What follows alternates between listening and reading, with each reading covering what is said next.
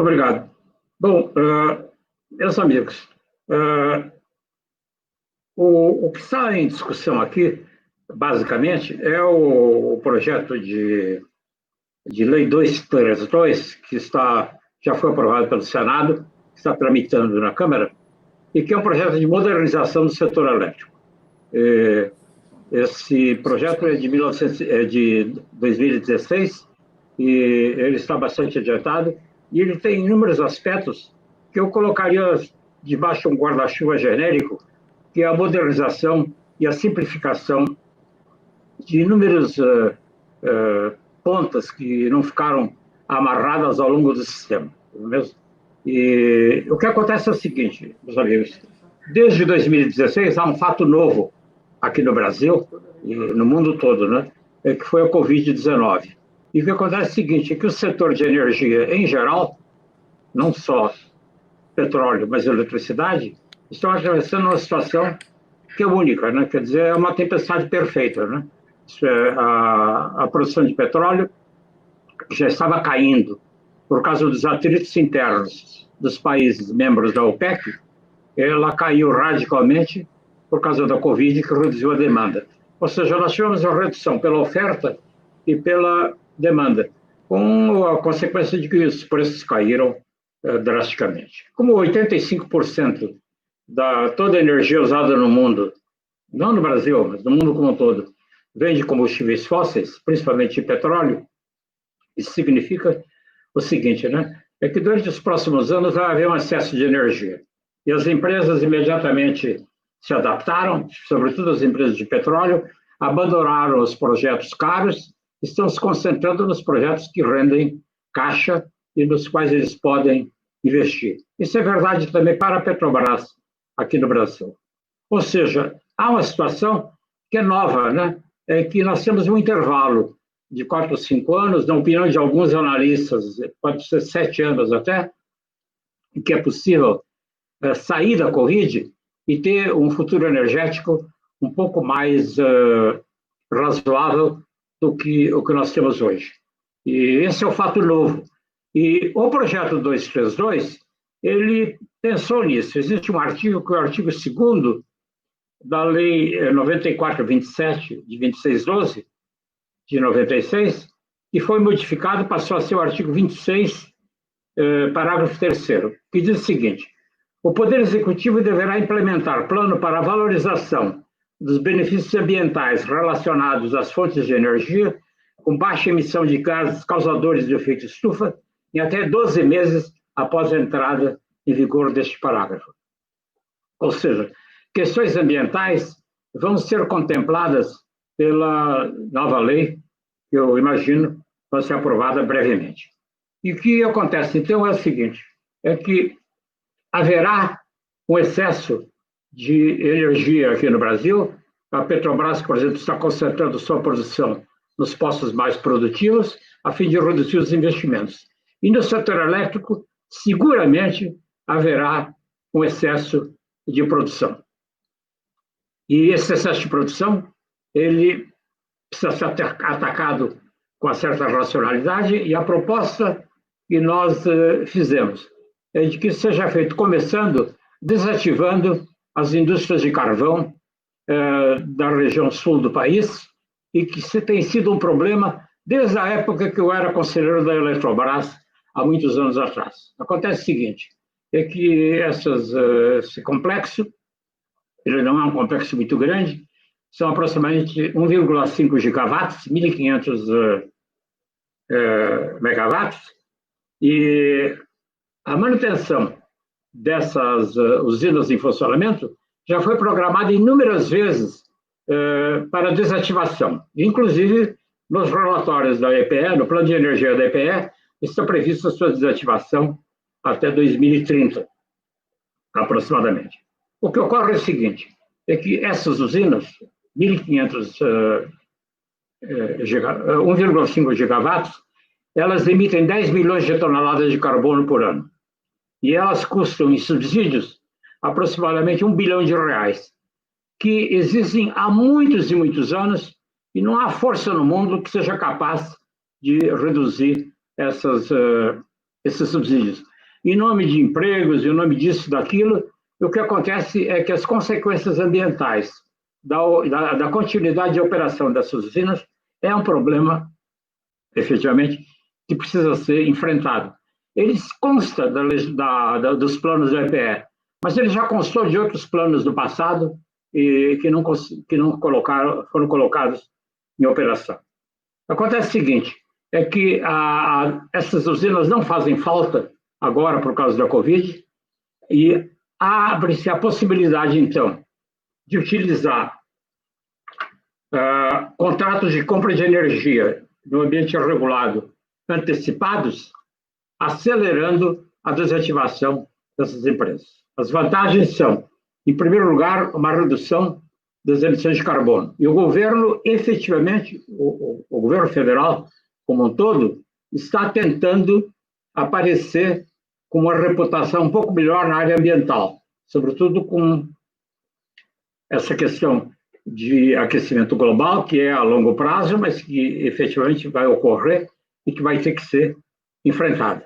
Então, 10 milhões de toneladas de carbono por ano não é insignificante, seria uma contribuição importante. O governo está preparando os seus novos compromissos para o Acordo de Paris. Isso poderia ser, digamos, um ponto positivo para colocar o governo numa luz favorável. O segundo é o seguinte, é que a desativação antecipada dessas usinas permitiria a modernização do setor e a sua substituição por renováveis no que for possível e no que não for possível com a utilização de gás natural. A utilização de gás natural, naturalmente, não é a solução ideal, mas qualquer usina de gás natural tem uma eficiência de cerca de 40% a 50%.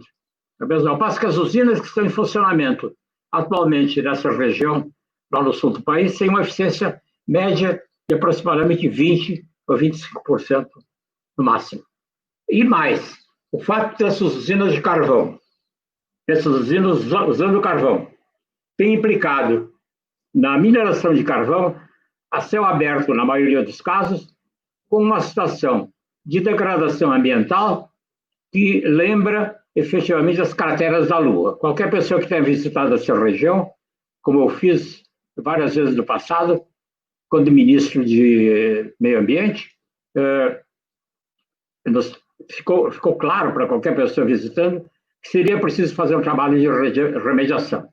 Então, o trabalho que foi preparado por solicitação do Instituto Energia e Sociedade, ele analisa essas questões e mostra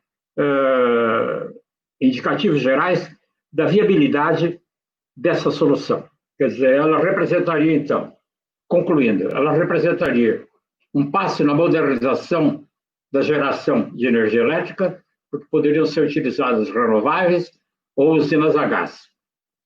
A redução antecipada, imediata, de 10 milhões de toneladas de carbono por ano e benefícios ambientais que não têm nada a ver com o aquecimento global, mas que são problemas que têm a ver com a degradação local da região. E com isso também são reduzidos os subsídios. Há uma antecipação dos subsídios que serão utilizados, então, na relocação dessa mão de obra para outras atividades, não só nas novas formas de energia que serão produzidas, como também nas atividades necessárias de descomissionamento dessas unidades. Essa não é, evidentemente, a única maneira pela qual se poderia racionalizar o sistema de energia elétrica no país. Há outras medidas que estão sendo tomadas, e podem ser tomadas em outras partes do país. Mas é um caso específico e que existe, é uma ferida aberta, ao que me lembre, há mais de 10 ou 20 anos, né? E que não há força humana que consiga acelerar a desativação desse complexo. Me parece que essa é a ocasião propícia, ela vem junto com a aprovação da 232, e eu creio que se alinha com os objetivos gerais de uma procura de uma solução, de soluções mais sustentáveis à medida que nós saímos da crise do coronavírus. Obrigado. Acho que a gente pode escutar agora o deputado. Só retomando, então, deputado, a gente tinha conversado sobre a receptividade do PLS 232 na Câmara. Como seria isso e como o senhor vê? E acho que cabe destacar também quais os temas de interesse do consumidor que podem estar tramitando tanto aí, né, nesse PLS quanto no código. Ok, eu vou responder primeiro de trás para frente. Primeiro, cumprimentar a todos os debatedores aqui, figuras, né, de altíssimo nível. É um prazer, é uma honra, né, poder participar com todos vocês aqui desse debate. Uma honra falar com o professor Goldenberg, nosso ministro, e com tantas personalidades aqui de tanto relevo no assunto da energia no Brasil. Vamos lá. O Brasil, a gente sabe, o Brasil é um país, isso já é um jargão aí bastante falado, é um país que a energia é barata, potencialmente barata, mas temos uma conta de luz, uma conta de energia caríssima. Nós temos vento, nós temos sol, nós temos gás, nós temos petróleo, nós temos água em abundância, rios, entretanto, temos uma conta de energia cara. Algo está errado, algo precisa ser feito. E isso bate aonde? No consumidor. Estou falando aqui para o espectador do IDEC, que são os consumidores. Agora, por quê? Porque nós temos uma matriz variada. E nós não podemos fugir disso. A gente sabe que o custo de uma termoelétrica é infinitamente mais caro do que o custo de uma PCH, a energia gerada pela termoelétrica. Então, uma PCH, por exemplo. Eu fiz aqui um levantamento muito rápido aqui, dados da Enel, aqui de 2018, o preço do megawatt-hora de energia hidrelétrica foi R$ 213 no ano 2018. Esse aqui é o custo médio. Uma PCH, R$ 260. Da eólica, 270. Biomassa, 450. A térmica a gás, 290. A térmica a óleo, 716. É isso que encarece. Nós temos a nossa regulação, ela é muito complexa, e isso afugenta o investidor.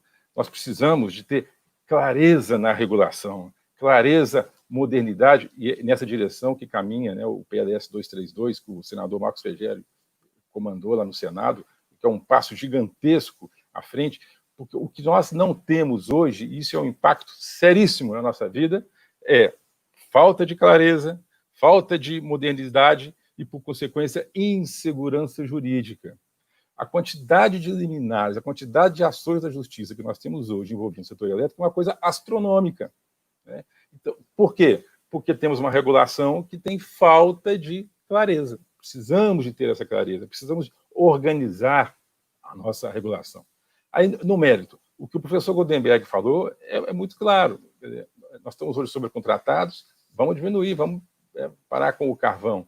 Mas as térmicas a óleo, como bem disse o Lippe, são muito perdão aqui, é uma excrescência.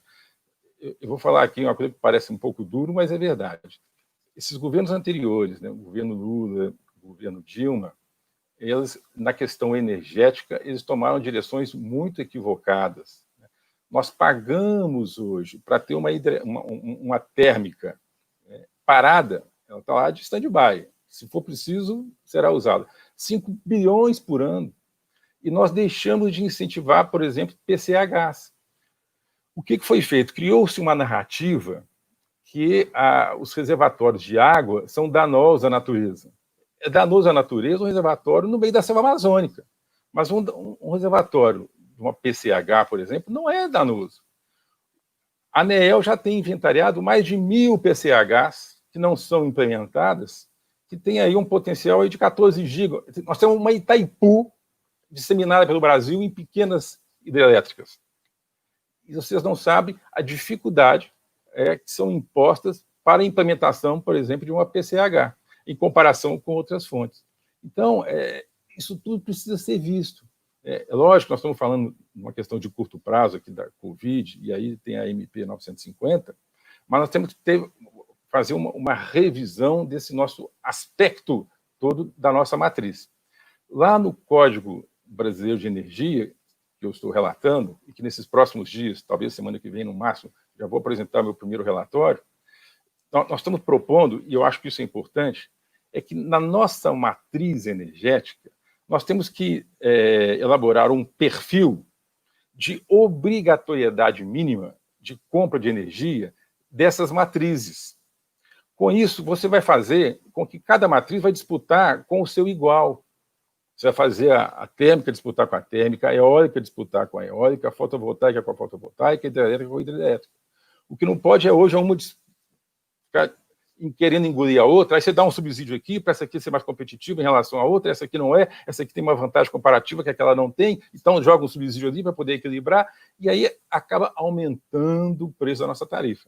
Se você fizer uma limpeza, se você dividir as matrizes e colocar em cada uma delas para disputar entre si, você está provocando a concorrência delas com os seus iguais. Aí sim você está fazendo uma concorrência positiva e que você pode reduzir o preço da conta de energia. Isso é fundamental. A gente tem que elaborar esse perfil, fazer um portfólio.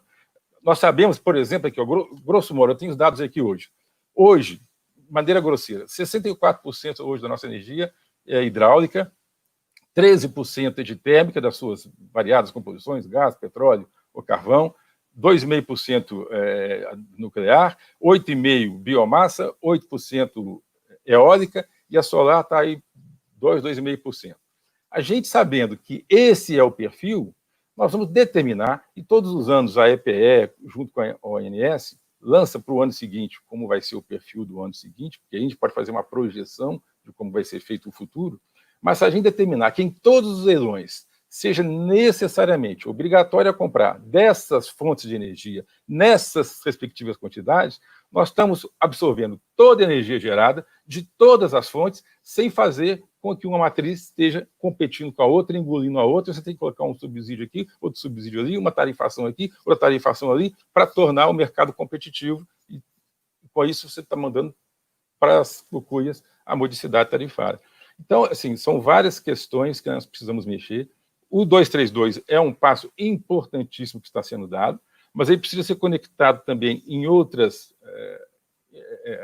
setores de toda essa gama que é o nosso complexo de energia. Lembrando que o setor energético ele é estratégico, é fundamental para o crescimento de qualquer país. Lembrando que, depois da Segunda Guerra Mundial, todas as guerras que nós tivemos, eu sempre repito isso, no planeta, ou foram motivadas por questão de fome, questão alimentar, ou por questão de água, falta de água, ou por questão de energia. E a grande maioria foi por questão de energia. E nós temos abundância em energia, nós temos abundância em água, temos abundância em alimentos, temos que saber utilizá-los. Então, aquela demonização que foi feita das usinas hidráulicas, hidrelétricas, não procede. A água é vital para o ser humano, precisamos ter reservatório. E se tivermos um reservatório que produz energia, melhor ainda. Então, nós temos que incentivar essas fontes de energia. Hoje, nós gastamos bilhões de reais para termos termoelétricas funcionando. Não, está à disposição, sem funcionar. Porque hoje, nós temos uma capacidade instalada hoje de 13% de térmicas e só 7% efetivamente funcionando, dados da ONS desse ano, julho desse ano. Então, isso tudo precisa ser muito bem organizado, precisa ser tudo muito bem visto.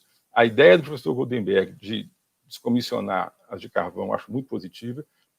Se a gente puder converter as térmicas, que são a óleo, para gás, já é um ganho muito bom, mas nós temos que incentivar as fontes renováveis, as fontes limpas. E o Brasil tem excesso disso. O Brasil é o país do sol. Vamos incentivar a energia fotovoltaica, vamos incentivar a mini geração, vamos fazer isso. Então, é nessa linha que a gente tem que marchar. Nós temos que organizar o setor, mas, sobretudo, agora naquela questão parlamentar, legislativa, propriamente dita. Nós temos que ter uma legislação que seja clara, né, uma legislação que seja moderna, e o 232 está indo nessa direção, para gerar segurança jurídica, porque se não tivermos segurança jurídica, nós vamos ter, na verdade, custo Brasil, nós vamos ter, na verdade, falta de investimentos, nós vamos ter, na verdade, uma energia cara, como tem hoje. Um Brasil que tem abundância em energia. Então, dos projetos aí mais importantes. Obviamente, a MP 950, porque é uma coisa conjuntural necessária por conta da pandemia. O projeto 232, do PADS do Senado, estamos torcendo para que rapidamente o Senado consiga dirimir esse imbróglio que o senador Marcos Rogério acabou de apontar aí, encaminhe logo para a Câmara esse projeto, a Câmara está ávida para apreciá-lo.